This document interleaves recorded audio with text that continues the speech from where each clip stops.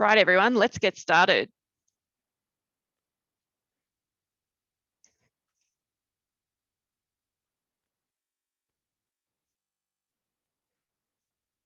Okay, our panelists are coming on screen and hopefully our audience are joining us. For those who are equipped to chat, someone say hi, so we know we have an audience out there. Hello. This is great. Welcome to this really excellent event where we're going to explore something incredibly topical to the talent professionals out there. And I know most of you come from a talent background and you're the focus of today's conversation.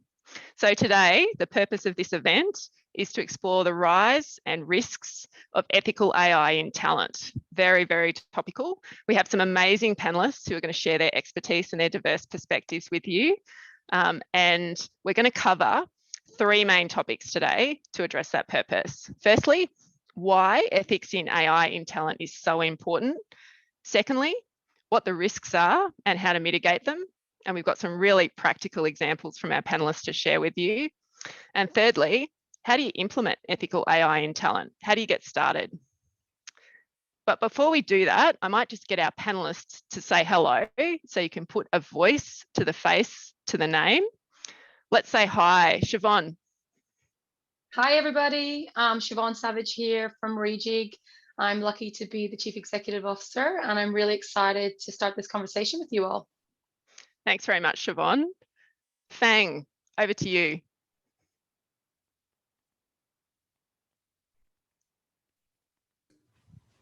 Hi, I'm Fang Chen. I'm the Executive Director of Data Science in University of Technology, Sydney. I've been working in AI for more than 20 years across various different industries, including working with Rejig in talent space. And I'm currently sitting on New South Wales Government AI Advisory Committee. Thanks very much, Fang. Over to you, Susanna. Hi, everybody. Susanna Wilkinson. I'm the Digital Law Lead at Herbert Smith Freehills, and I spend my time happily playing in that space where the law and technology intersect. Great. Really excited to be here today. Thanks, Susanna. I think everyone's immediately putting you into speed dial in their phones. Thanks very much. Over to you, Matissa. You might need to explain where you are and what time of day it is. Yes, my virtual background reflects reality. I'm coming to you from Montreal, Canada, where I'm an assistant professor of management at McGill University, and I've been working as a fellow for the past year with the World Economic Forum, leading a project on the responsible use of AI in HR. Thanks very much, Matissa. So I think you'll agree with me that this panel is amazing and we're going to have a lot of fun. But before we get started, I'm looking out above you, above my video, to the amazing autumn colours of Canberra. And I'd like to take a moment to pay my respects to the traditional custodians of the lands from which we're all meeting, in my case, the Ngunnawal people, and pay my respects to elders past, present and emerging. And just to get the juices flowing and make sure we're all using our chat function, it'd be great if everyone could share where they're joining from, what lands they're joining this meeting from. That would be fantastic. We'll get a feel for the crowd. Hey. Fantastic.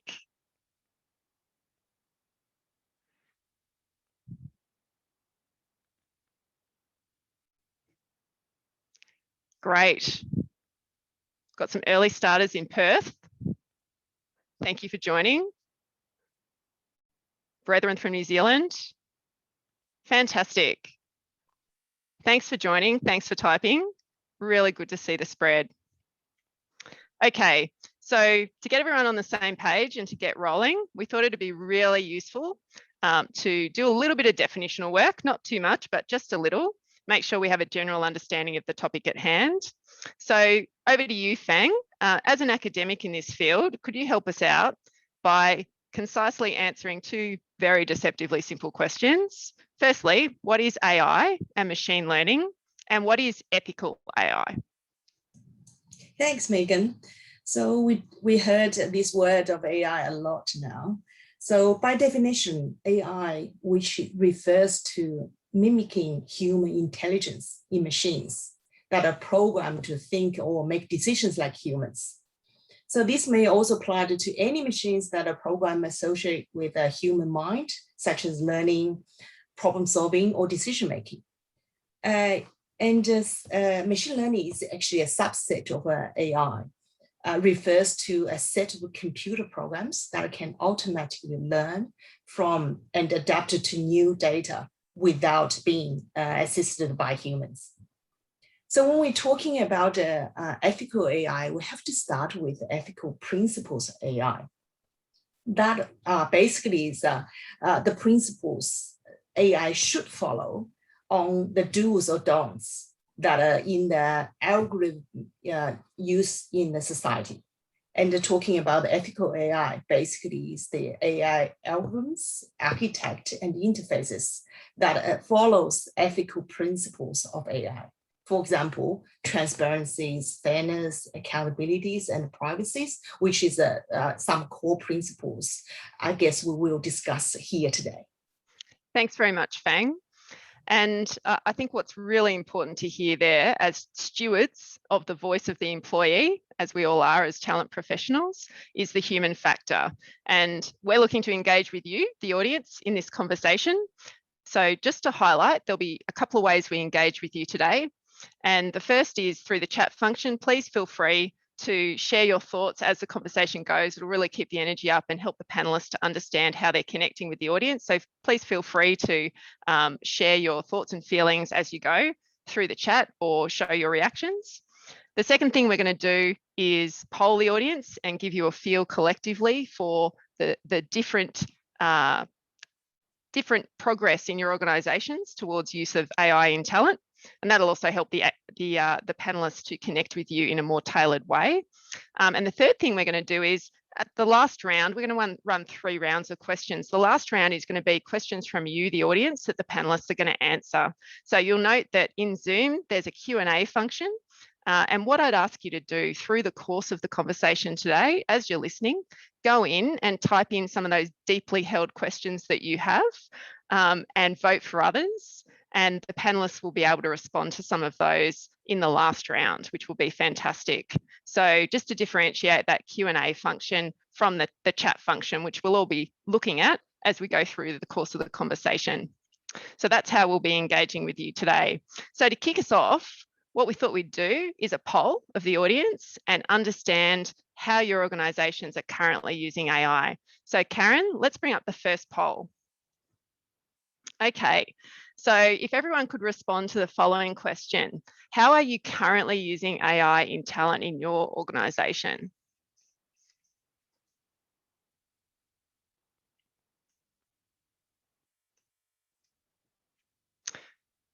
All right, has everyone had a chance to respond? See how quick we are with our mouse or fingers on the screen. Good test. All right, how did we go, Karen?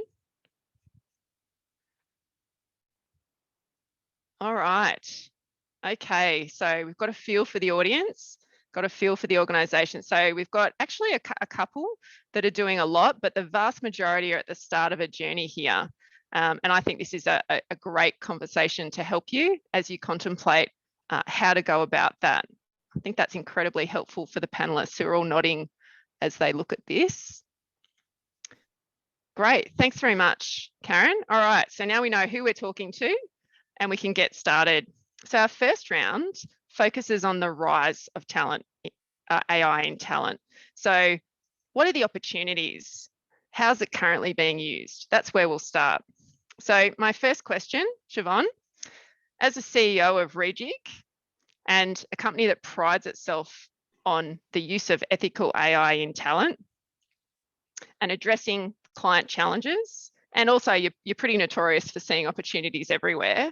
Talk to us about the big challenges that AI in talent has the potential to help us with, and what are the right now applications? How's it currently being used? Thanks. Yeah, thank you. So, I mean, I'll look from the positive as I'm a CEO of a technology company. I mean, AI has the power to transform how we make career decisions, how we reshape, how we do a holistic view of our talent management. The ability for our customers to make talent decisions, so on the basis of an individual's merit, not because of irrelevant personal characteristics, is incredibly important to sort of everyone and all customers. I mean, Rejig aggregates the careers of over 150 million real people's careers, and we use the big data to focus on someone's potential. So we're not focused on a job title. We're not focused on, you know, what the person looks like. It's about who has the potential to get this promotion, who has the potential for this succession plan. So that's really the power of, you're kind of giving that visibility to the organization to make really good and fair decisions. And, you know, it's really hard for HR professionals to be able to look at all of the organization and know everyone. So the use of AI to be able to have that transparency and trust in the decisions is incredibly important around people's careers. Great. And just to pick up on the challenges that you're hearing when you talk to clients who are heads of talent in organizations, what are the challenges they're having that they feel that AI could help them with? I mean, one of the big things you hear about is removing unconscious bias from a process, right? And that's one I personally believe we've got to be really careful of. You know, there's a consensus that just because you use AI that you've automatically removed unconscious bias is a bit of a marketing spiel. But really, when you think holistically about when you've got access to big data, how can the big data give us inference into trends, into looking at where to pick up where we have those blind spots and be able to understand how to rectify them? You know, look at COVID, you know, the ability to rapidly redeploy folks who were impacted on one side of a business and move them really quickly to the other side wouldn't have been possible without AI. You know, those folks would have been impacted, lost their jobs, or been stood down.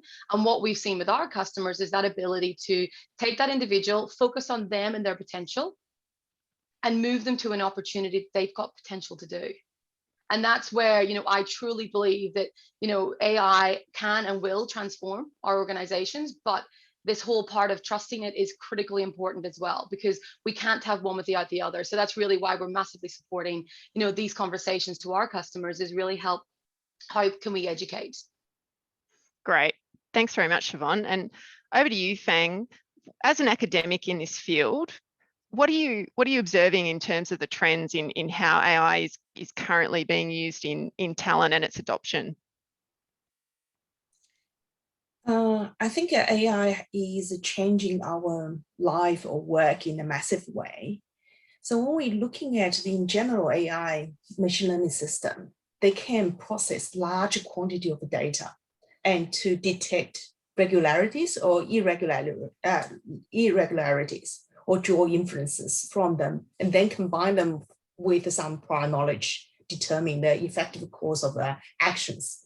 So as Siobhan mentioned, that it can surpass a lot of a traditional way of handling the tasks or decision makings, because you can see a lot more from the vast amount of data.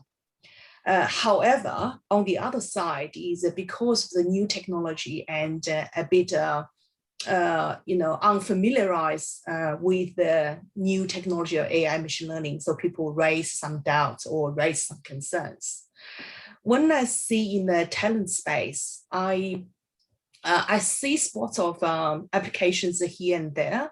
However, there's still a lot of opportunities for companies or industries or government to bring up AI to accelerate speed, to utilize them to improve, the gender equality, improve the efficiency in the work in terms of selection, or in terms of monitoring of the career path, understand the training required, skill upskilling, all those ones.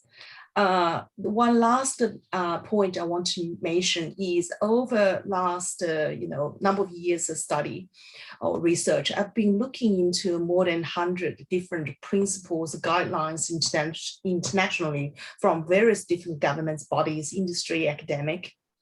There are overwhelming overlap on the core principles around ethical AI. For example, transparency, fairness, responsibility, beneficence, which is don't do harm, privacy, beneficence are the top of them, which reflect very well in the work we have been doing with Rejig, and also lined up with New South Wales mandatory ethical AI principles, which are the fairness, transparency, accountability, and privacy. I think those ones are, I mean, not the complete list, but is the core principles really we should pay attention to in playing in the talent space. Thank you. Great, thanks, Fang. And it sounds like the conversation in academic circles and even with government is starting to progress quite well, but we saw that the adoption rates of the people representing the organisations on this call are actually quite low. So, so this is interesting. Siobhan, we've talked a little about the current applications and the current challenges you're hearing from your clients as you engage around where can we help you. What do you reckon's next? What comes next? What's the cutting edge of the application of ethical AI in talent? Where's it going? So I'll give you a rejig view. And we believe in co-pilot and autopilot mindsets, right? Co-pilot, so imagine your HR team, they're driving a rally car and you're Megan in the front of the car, giving direction about what's coming up ahead, right? We believe that that's co-pilot. We're helping organizations and our end users make really good decisions, but we're a voice in decision making. We're not making the decision, right? And that's the co-pilot mentality. Typically, we're seeing some of our customers use the co-pilot and finding capability goes from 13 hours down to 42 seconds. So this is where, you know, Copilot enables that ability to really rapidly optimize your current ways of working, but still putting the human in control of the end decision. Now, autopilot, if you allow me to, you know, think big, autopilot, it's really about letting the humans focus on the parts of the job that actually as HR people, we love doing: relationship building, innovation, creativity. So an example would be, let's say you need a Python engineer. Rejig knows that you need that capability. It goes out, it finds all the people that could potentially do that job. It nudges all those folks to the job and says, hey, this is an opportunity that you've got at KPMG. It then is able to pull that interest back into Rejig so that the time you come back in the morning, you've got a fully ready, engaged profile list of folks that could do that job and want to do that job. You know, 90% of that job that you would have traditionally done, which everyone doesn't enjoy doing, you know, the manual parts of our job, we're able to sort of essentially autopilot that and enable them to basically close it. You know, Rejig can tell them then, typically based on everything we've ever seen, what is the next best move, how to engage with this candidate, how long it'll typically take. You know, this is the autopilot mentality. Now, quite frankly, I don't think we're there yet in terms of the HR space. You know, we need to first get everyone trusting AI, like proper AI, not keyword matching AI, which is a lot of stuff in the market that I would have seen in my old role, like really trusting, you know, bringing in ethical AI into organizations that helps with those decisions, that your risk and your procurement team and your CEO are comfortable with that being deployed in your system. Then we bring it to the next level of, now you trust this, how can we do this in a meaningful way to really optimize your team's time? Thanks. And it sounds like with all applications of AI, this is actually freeing up HR practitioners for much higher value tasks. And some of the numbers you're throwing around there in terms of the gain in time are enormous. So thanks very much for that. Fang, anything to add from your perspective? What are the cutting edge applications that you foresee? I think that for AI adoption, trust is always the most important thing. So to safeguard the development of robust, responsible AI system requires meaningful collaborations that brings users, developers, the ethicists, and the community together. To establish some sort of assurance framework so that people can tick the box and then to follow the process, follow the principles, and follow the implementable guidelines. That's very, very important. That is why last 2 years, we actually worked together very closely with Rejig and other companies in establishing at least one framework, which created a qualitative and quantitative assessment of the matching or compliance towards ethical principles. And then those ones provide at least one implementation of judging whether AI solution meet with those ethical criteria. I think this space requires a lot of people work together. We should, bring in more products, more data, more algorithms to test and then to fulfill the gaps so that we can have a comprehensive, completed assurance framework to safeguard the AI development. Mm-hmm. So essentially what you're saying is that you can actually assure yourselves that the AI that you are using have confidence that it is ethical, that it isn't enshrining these biases. That's possible now. Yes, absolutely. At least there is a set of quantitative, qualitative assessment has been built and then can be applied to check against each of the product or each of the algorithms. Thanks, Fang. Well, that's great. So we might stop and engage with the audience again. And let's bring up the second poll, Karen, and understand where we're up to in terms of the organisations that the people in the audience represent. What's their current level of understanding of the risks of implementing AI in talent and how to practically manage these risks? And this will be the next topic for our panellists. So this will give us a really good feel for where organisations are up to in understanding the risks that balance those opportunities. We'll get everyone a moment to find their way through the poll. Mental check of hair and makeup. Great, let's see how we did. Right, okay, so 45% of the organisations represented by the audience have a low understanding of the risks of implementing AI in talent and how to practically manage those risks. 34% have a moderate, and then 10 are in the high space, and 11% in very low. So the vast majority have a moderate or low understanding. I think that's something we'd like to all change, which brings us to our next panelists and our next questions, which are all around the risks and managing them and practically implementing ethical AI. Susanna, you're the co-creator of the Digital Law Association, and you've been working with clients on the legalities of implementing AI. Can you talk to us about the key risks from your perspective that the audience as talent professionals need to be thinking about? Oh, sorry, Megan, you just froze there for me for a second. Can you hear me all right? Yes, we can. Yeah, great, thank you. Yeah, look, I think to answer that question, I'd like to take a little bit of a step back and just sort of set the scene again, reminding people what is the regulatory framework, what is the legal framework, and why are we even talking about ethical AI? Because I think this is actually a key to understanding how to navigate the safe deployment of AI and other technologies. So if we think about the fact that the law has been around for several hundred years in its current form, particularly in our jurisdictions, but it has evolved off the back of thousands and thousands of years of human evolution in decision making. And why do we have a body of law? We talked a little bit earlier, or Fang and Siobhan talked about trust. The law is there for multiple reasons. It's there to protect against harm. It's there for social cohesion, and it's there to mitigate and allocate risk to the party best able to. I mean, I'm oversimplifying an enormous body of work, but if we take the ego away from the lawyers, that's effectively what we do. We're here to protect people. Now, I'm not an employment lawyer by trade, but I understand the concepts of the way that legislation works. And I think it's really important to understand that lawyers and the law needs to move slowly because we have robust processes and systems that protect against those harms. Technology, on the other hand, is moving at a cracking rate, and that rate is increasing. AI in of itself is not new. It's been around for decades. What is new is the ability to store and process vast amounts of data and to collect that data.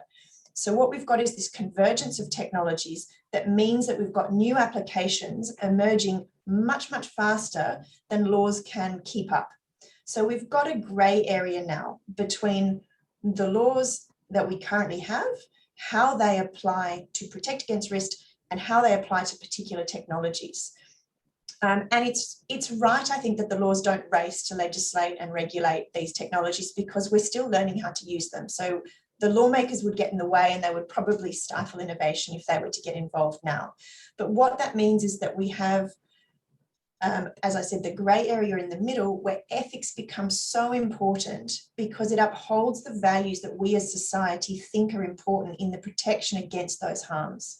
So I may be stating the obvious, but I think it's just really important to understand why ethical principles are so important here, because we don't have, in every use case, we don't have a body of law that says, if you follow these particular rules, you will be protected from any recourse against the law. So in the context of employment, we've got discrimination laws or anti-discrimination laws, we've got the Fair Work Act and these other laws, and they will still apply to any decision that is made. And ultimately, it's the humans that are still making the decision. As Siobhan said, we are collecting more and more data. We're moving, Siobhan talked about that autopilot mode. That is one aspect of modern business. It's an incredibly important one in terms of talent management, but we're seeing trends of entire businesses moving towards what IBM would call a cognitive enterprise. So where you're breaking down the silos of business operations and you're harnessing data across the entire organization. And why do we bother doing that? We gather data so that we can run data analytics, AI in certain instances, so that we make better informed strategic decisions. It's all about the decision making. Now, how we gather the information, the fact of gathering information to monitor employees is not new. I think there was a famous strike hundreds of years ago about, railway workers or something who had to clock on and clock off and were being measured for the first time, and that created some problems. What we're seeing now is an incredible increase in the types of information being gathered, whether it's through wearable IoT sensors that track if you're likely to fall asleep and all sorts of other things that can be relevant for workplace health and safety. But we have a whole lot more information. And we actually think as lawyers that it's coming to a point where if you don't lean in to all of that information, you're flipping from the risks that people are nervous about using tech because they don't understand. They're nervous about applying AI because they don't know how it works. We're seeing companies now shift into it's actually more risky not to use the tech because you've got so much information about your decision and about your decision-making process and about your people. You need to start leaning in. So that is kind of a long-winded way of saying that the law is already there. The law is not changing, but we need to navigate the decisions that we make to make sure that we're making the right decisions. And the work that Fang's been doing and the work that Siobhan's been doing with Rejig is an incredibly important step forward because it gives that certainty to decision makers that they can apply technology in the most robust ways. And there's lots of different analysis around the ethical principles and the types of harm in data. Some of them are obvious, but some of them are only actually apparent to the computer systems that can process that data. So in the same way that AI will find patterns, you might remove a particular feature like gender from a data set, but there will be proxies in that data that have the same either intended or unintended consequences, and humans can't see that pattern of behavior. So relying on the technology to help us interrogate the data, to help us interrogate the processes, actually becomes really, really important. That goes back to that trust and certainty. I'm not sure if I answered the question, but I could talk about this all day. So yeah, no, send me back on course if you think I've strayed. But not at all. Yeah. And I was quite taken with the statement you made around there are more risks in some circumstances to not using this new technology, which removes bias. I think that's a really interesting point, perhaps for our audience who are trying to understand the opportunity versus the threat and how hard to push, where perhaps some of them are championing this technology in their organizations and perhaps getting pushback from perhaps lawyers, who knows. Did you want to talk to them? Yeah, there's an analogy, maybe an example, which is if you're collecting a whole lot of information, which is effectively behavioral data. So this may not necessarily go to talent management, but it may, if your employees are, I don't know, if they're in a bad mood and their cameras are recording their facial expression, or if they're tired at work because they've been out the night before, and it goes to either workplace health and safety or it goes to their ability to perform. How do you use that information? How are you using it? And do you have a greater duty of care to actually use it in a way for the benefit of the employees? Or, if you're collecting it, you have to be knowing why you're collecting it. You've got all of your existing obligations under, various applicable laws based on your business. But I think it's a really interesting one in terms of the, sorry, someone's calling me on Teams. That's bad. What is your duty to use that information in a sensible way? And that, that's a whole big piece in and of itself, because never before have we created so much information. And we talk about data being, the new oil, and data analytics being the new sort of combustion engine. Although some would say that oil is a finite resource, and perhaps data storage is too if we've got particular rare minerals. But where does it all go from here, and how do we get comfortable navigating that incredible complexity as decision makers in a business? And I don't think we can do it without using the tech. Great, thanks. And before I flick to Matissa, just a reminder to our audience, particularly as you're crafting your emails now to your legal teams, just while you're thinking along those lines, just to note that the Q&A function would be a great place to start putting some of those questions. Feel free to direct them at the nearest lawyer, which happens to be Susanna. So feel free to use that. And whilst you're doing that, Matissa, you're also an academic, and you've done a project with the World Economic Forum that really looked at some of the practicalities around how to support organisations to implement AI in talent and in other functions. Do you want to talk to us a little bit, for those in the audience who are at the start of this journey, which is the majority, where do they start? How do you get practical? Yeah, so I've been working with a center out of the World Economic Forum that's really focused on implementing these AI principles. And I really leaped ahead as a professor of management and teaching people analytics to lead a project on HR. So this has been a collaborative work where we've created a guide that gives an overview of these risks and the challenges. It is just an introduction. We've tried to keep it short and sweet, which means, of course, we don't cover all the details, but it does include some checklists that try to help people walk through the different processes and kind of make sure you're covering all the bases. And I would say the couple of lessons that I've learned is, one is I'm a huge advocate for the idea that everybody actually can understand the basic principle of how machine learning works, which is the main type of AI we have these days. And that it's really based on this idea of finding patterns in existing data, usually historical data. And so I think most of us can understand why that could be problematic. We already had a question in the chat exactly about this. How do we retrain an AI system if it's learning from our past mistakes, right? It has just as much risk to encode those mistakes.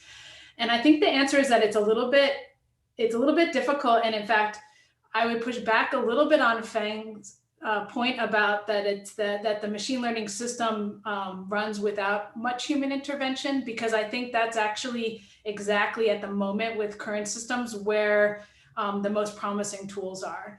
That there was a sort of early stage of machine learning where people were like, oh, there's this machine, it can find patterns, let's just dump in a bunch of data and let it go.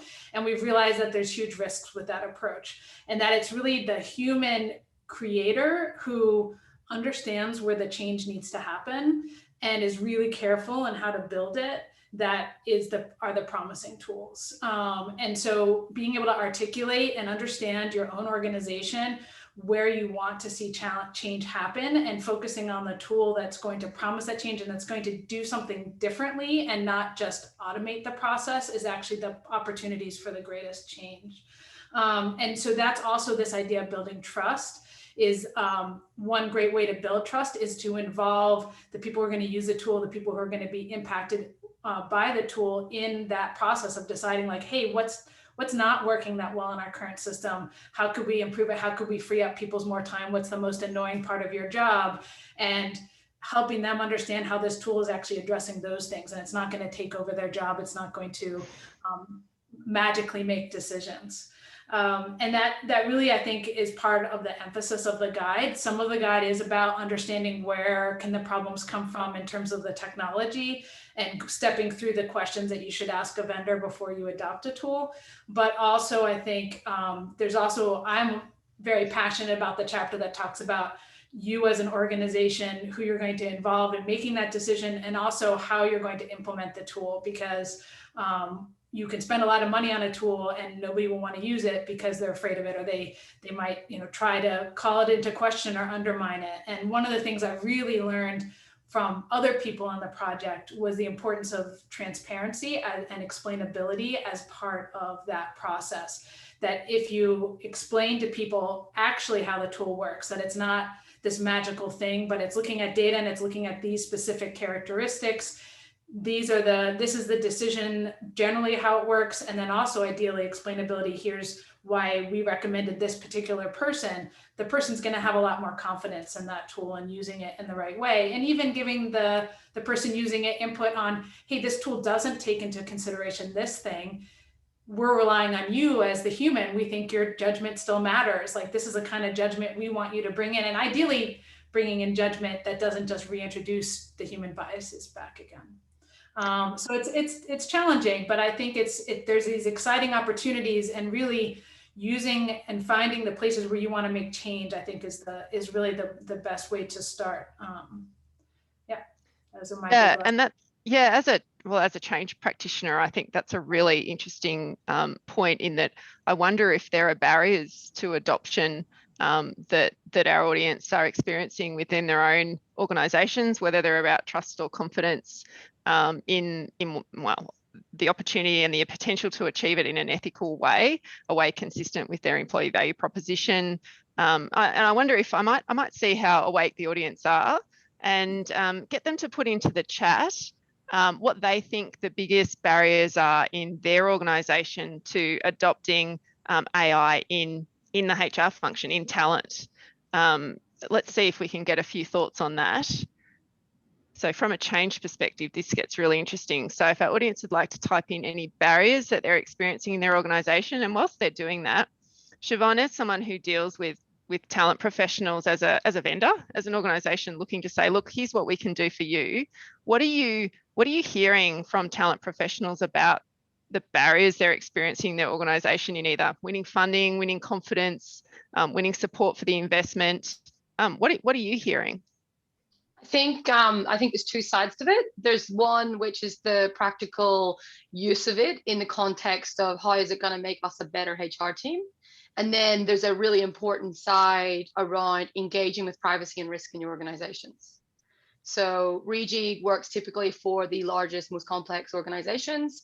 My background being ex-HR, I get the both sort of, I wanted this tool and I really knew in my mind it would help me be faster, but I was absolutely petrified when I heard the Human Rights Commissioner of Australia talking about if it's a human or a robot making the decision, you're liable. That sent me down a rabbit hole of finding fine. But really, I think if we scrape it right back to, no one's really using proper AI in this country. You know, like you've seen from the chatbots, there's not a lot happening, but really there is this massive now need because COVID happened. It completely upended everything. In order to stay competitive as well, boards are now pushing this down. And, you know, we're seeing HR folks don't actually know the ins and outs of the risk. So when privacy are saying, yeah, Siobhan, you want to bring this in, that's great, but here's all the reasons why you can't, they've got no recourse to kind of have that conversation back, right? So, you know, our view and our vision with these kind of discussions is how do we help HR, you know, have that conversation so that they can sell the practical use cases to the business, but at the same time, bring the risk team and privacy and cyber into the conversation so that everyone feels that, you know, across the board, you're making a good decision.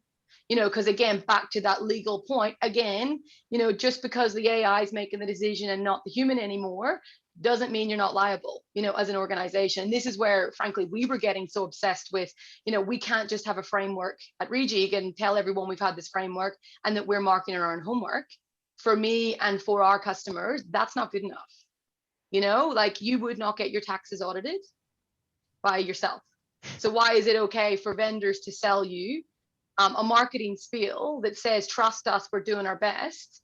You know, like that's the part from a HR, my background, that I was worried about. So, you know, long answer to your question, but really two focal points. One, how do we educate on the practical use cases? But in the same time, how do we help HR have these meaningful and pretty robust conversations with privacy? Because they just shut it down in a second. Not too risk adverse. If you make a decision that impacts someone and they go to Fair Work, can you imagine the brand damage to our company?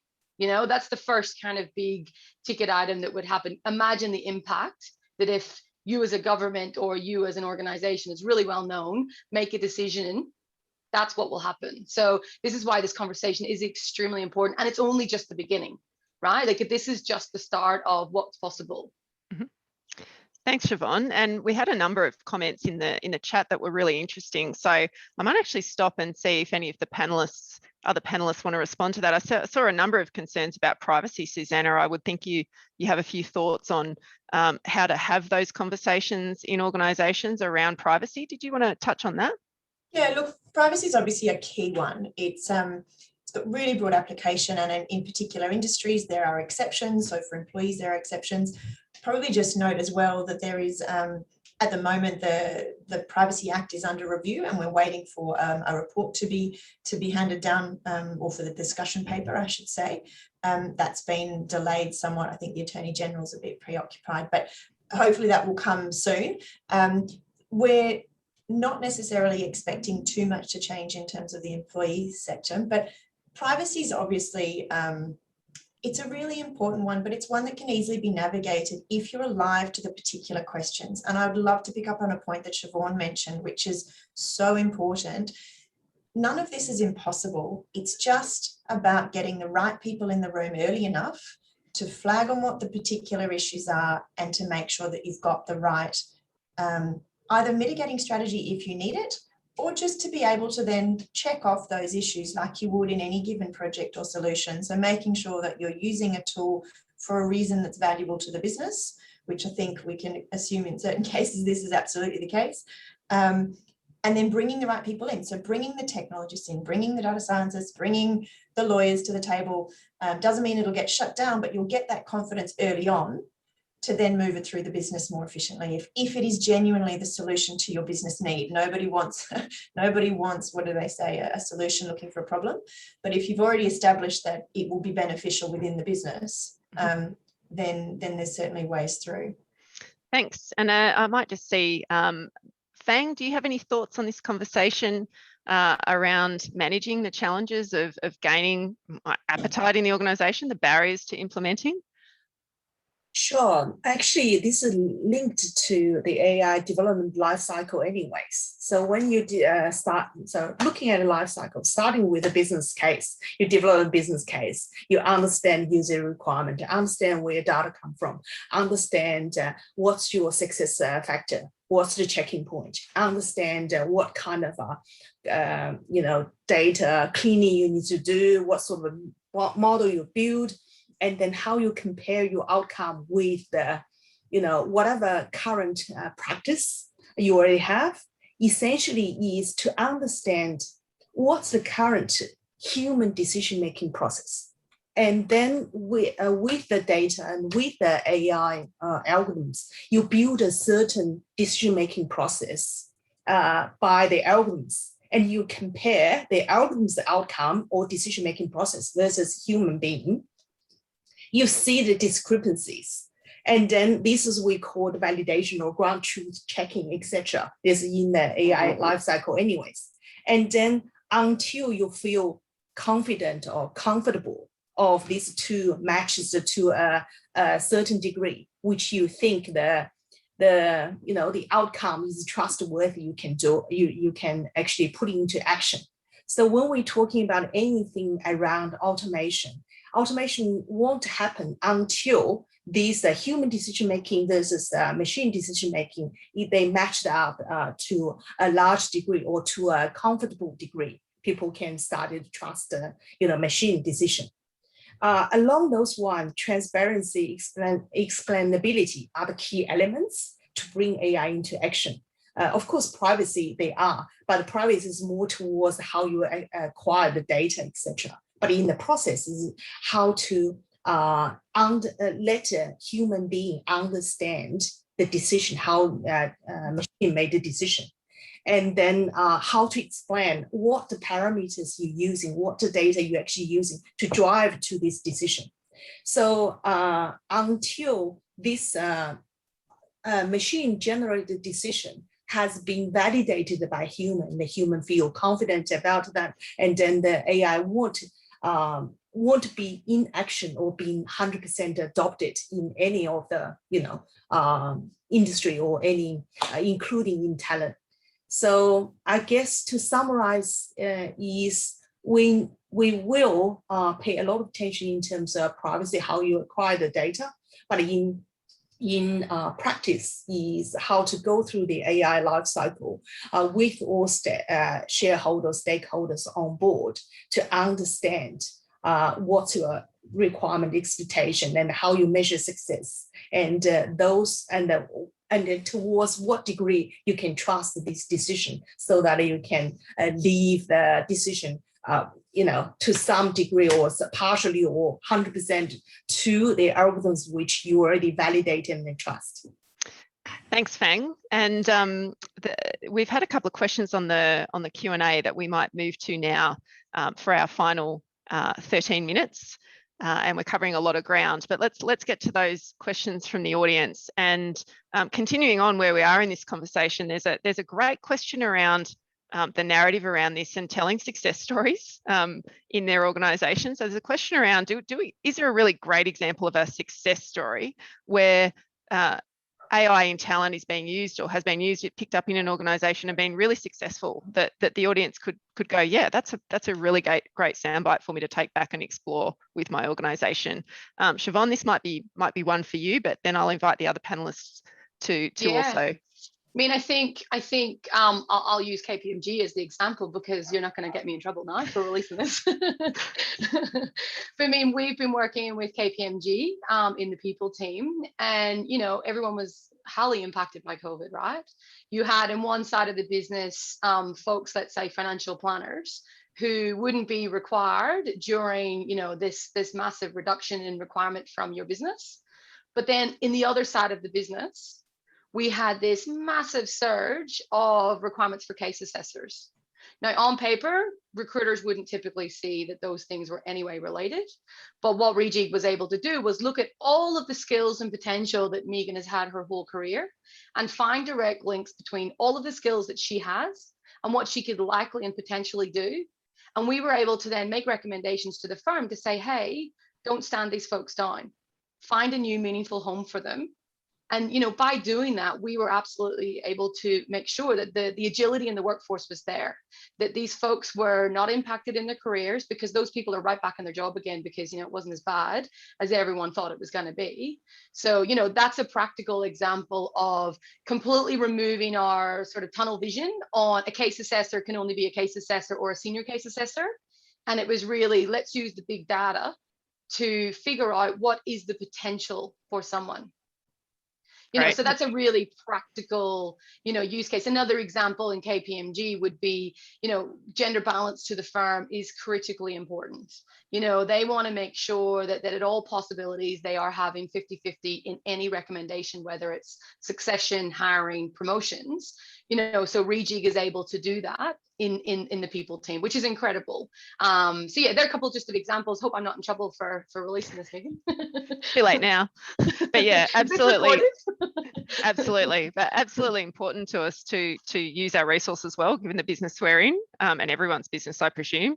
But the rapidity of movement that we need from our people, crucial, and also during a time where those skills could be lost if we weren't able to see the potential of them, makes a lot of sense to me.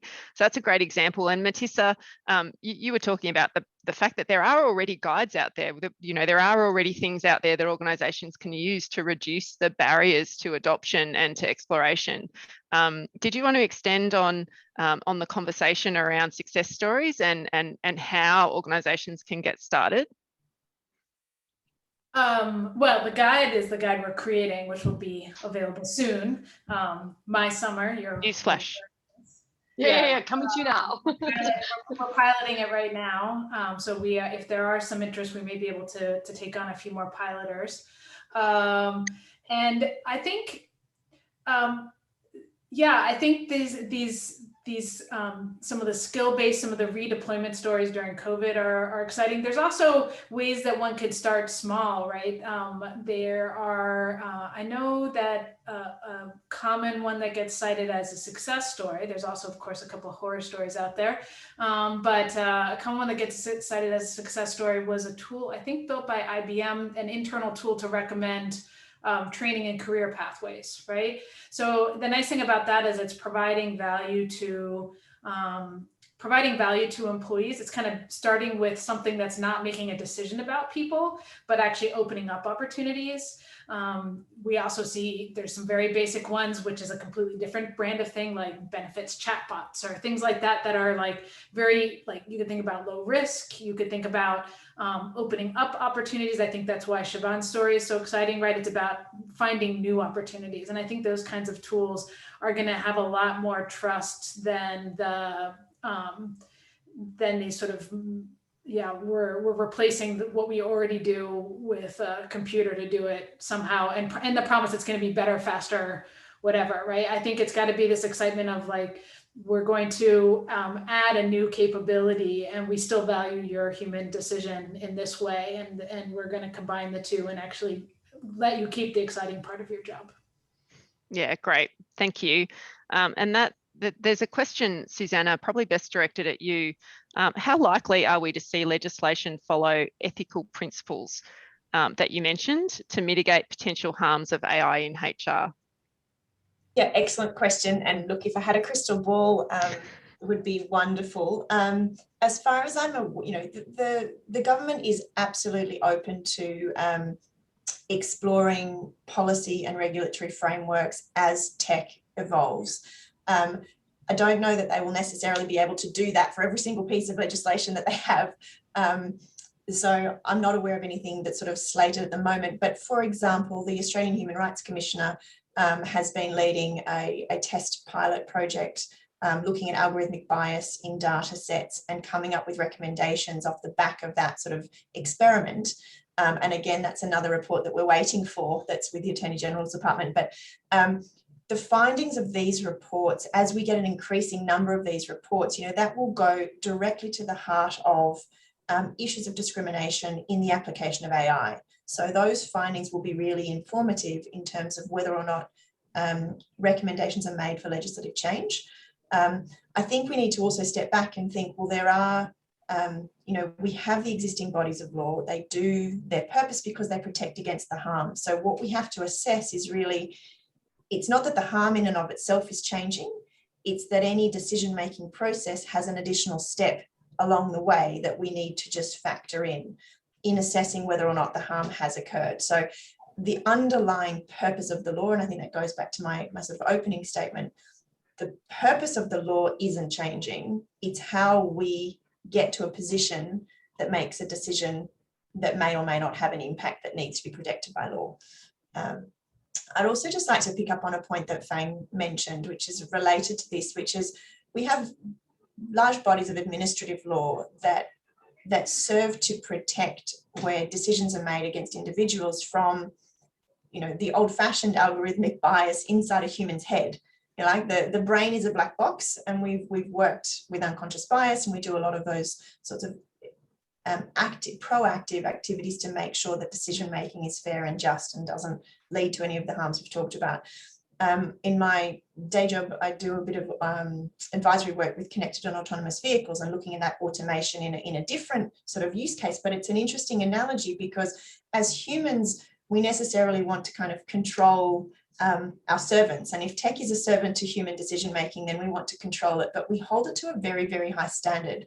So if you think about when we're going to be comfortable having robot cars driving around the streets, we're going to want to make sure that that robot car drives and makes decisions that protect the safety of humans, possibly to a higher standard than we're willing to accept for human drivers. And so we need to balance that. Yep. Yeah, we really need to balance that. And I think, that there's, I just think we need to be aware of the decision-making process. The transparency is vital. But again, I think Matissa was answering one of the questions in the Q&A. There's a difference of opinion in terms of whether an AI tool can actually be tested in a more robust way than you can test a human brain in decision-making. And there are real benefits to that. So that goes to my earlier point as well. We need to lean into the technology and use the technology to help us solve these problems. And I think that's great. As a lawyer, the idea of being able to test, press run and test what your contract would put out or how your algorithm or your process would work, we don't get that benefit in the human brain.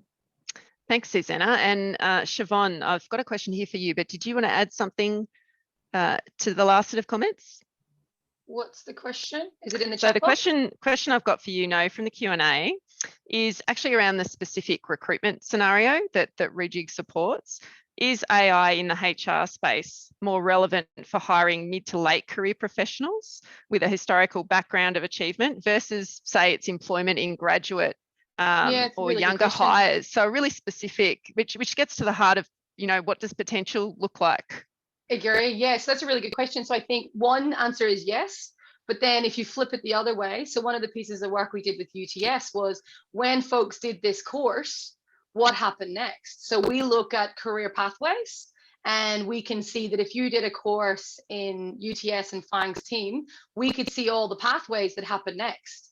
So we can actually start looking backwards and saying, well, here is some ideas. So one, being able to, give ideas of what's possible to the individual user. So the student, let's say, who's just starting out in their career saying, I've just done this course, I don't know what I should do next. Here are typical pathways that we've seen others. So that's one example. Or in the recruitment example, who is the best person to potentially do this job? I think that's another case where the algorithms are then looking at someone's potential versus the actual job requirements. Yep, and the audience is just digesting what that might mean for students at university, which Fang or Matissa may have views on that, given their oversight of no doubt numerous students over the years. So thanks, Siobhan. We're coming to a close, and I wanted to give the panelists an opportunity, now that they've got a feel for the audience, the questions they have, where their organisations are up to, and this is such a living, dynamic conversation that's moving very quickly. So you heard, we're about to have legislation, we're exploring guides that we can have, the use cases are moving really quickly, the research around what's ethical and assuring ourselves of that is progressing, a very living conversation. With that in mind, if the panelists could each comment as part of our close around the one insight they want to leave the audience with, and also maybe a way that they can keep up to date. So, you are in this field. What would you be doing if you were a talent professional in the audience, just trying to stay at the front edge of this very dynamic conversation? And what's your final insight? So I might go around the traps. I'll give you a second to collect your thoughts and then randomly pick Matissa. I was still collecting my thoughts. What would I suggest? Well, I mean, I think it is, well, actually my piece of advice would be to people developing AI tools, which is, I think that the future of AI tools in all fields as well as HR is actually on the simpler explainable, that I think the days of promising AI as magic is over. And that's part of the point of our guide, is to kind of hold a vendor's feet to the fire in that magical language, and I think that the key thing is for HR professionals to feel empowered to just ask questions, and that it's not as magical as you think, and it's just asking, no, actually, what does this tool actually do? And they should be able to provide that explanation. If they keep on going sort of, oh, it just sort of, it identifies talented people, but it doesn't explain exactly what we mean by talented people, then that's a red flag. So I think that's a takeaway and a what you should do at the same time. There we go. Thanks very much, Matissa. Nailed it. Fang, over to you. What's your final insight to leave our audience with, and how can they stay up to date? I think I work across many different industries. So look at in the world, we already see so many AI or machine learning applications. How the city is running, we do water quality measurement, we put sensors on Sydney Harbour Bridge to monitor the structural health. All those ones are already happening. And when we're talking about HR, it's very important function for any government organizations. And if we don't have a mindset to adopt the new technologies in HR space, I feel like we're talking about the culture change transformation. Maybe we miss out a very important elements, which is people and ourselves and the people in the talent space. So I would say encourage people from this space to look into potential of working with the technologies, not say technologies replacing people, is working, utilizing up-to-date technology, modern technology to make are the workspace more efficient or more friendly, more equal, all those very important aspects to human society. Thanks very much, Fang. Susanna? Yeah, look, I echo a lot of what Fang just said. I think certainly from my position as a lawyer, so traditionally the last bastion of analog, we move slowly, we're risk averse. But I have the pleasure of working in the digital law group at Herbert Smith Freehills. So we have a whole bunch of lawyers who get to spend a part of their time really sort of trying to blow their minds about what is tech doing to the world around us. And there is a definite sense that it is unavoidable. There are huge benefits to come, but we need to manage those benefits against the risks, because that's our role. But I think looking at the way that technology is changing business practices, again, in that sort of focused area of HR, but more broadly, and learning from those multidisciplinary use cases of different technologies really help to seed new ideas and new applications, and help to get us more comfortable with how the technology is applied. I think the other point that is really important is understanding that the increased benefits come with increased complexity, and we need to bring different minds to those conversations. So we have to have the technologists, the data scientists, the engineers, the lawyers in a room in a way that we haven't as much before, and bringing the audience along. So if you're talking about how you use this technology in your space, don't be afraid to reach out to the people who understand the technology and get them involved early on, because that's where you sort of plan for success. Thanks, Susanna. Siobhan? I've got 2 points. One, as a pre-HR person, and what I would say is vendors put a lot of marketing out there. And to Matissa's point, and what Matissa has been doing, I've been tracking that because it's incredibly exciting for me. But like, there's hundreds of frameworks in the market. Anyone can put out a framework on their website and say that they've built their AI to this framework. But if you're relying on that vendor marking their own homework and telling you that they've done a good job, that's a pretty scary place to be as a HR person. And that's me talking from a place of I was there. My second point would be become best friends with your privacy team. Susanna said right up front, like, the biggest blocker you will ever have is if you decide to buy a tool and then you force it down their throat, and then they have to, do this whole backward and bring it up to speed. Bring them into the conversation. Start understanding from them in simple language, like, what are the risks? With big data becomes an increased responsibility for HR to behave in a certain way that they've never had to behave before.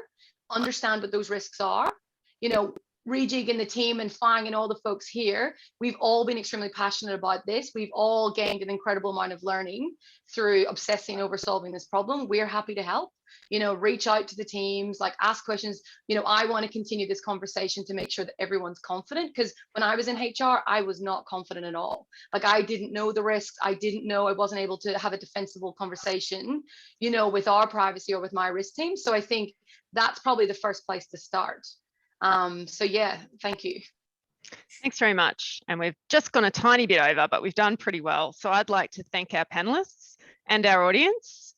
And I'd like to say, have a lovely day. There'll be a follow-up email that comes out to all participants with additional information in the next few days.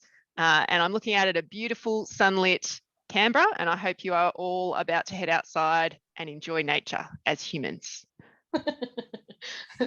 Thank you. Have a lovely, lovely day. Thanks very much for your time. Thank you, everybody. Thank you. Bye-bye.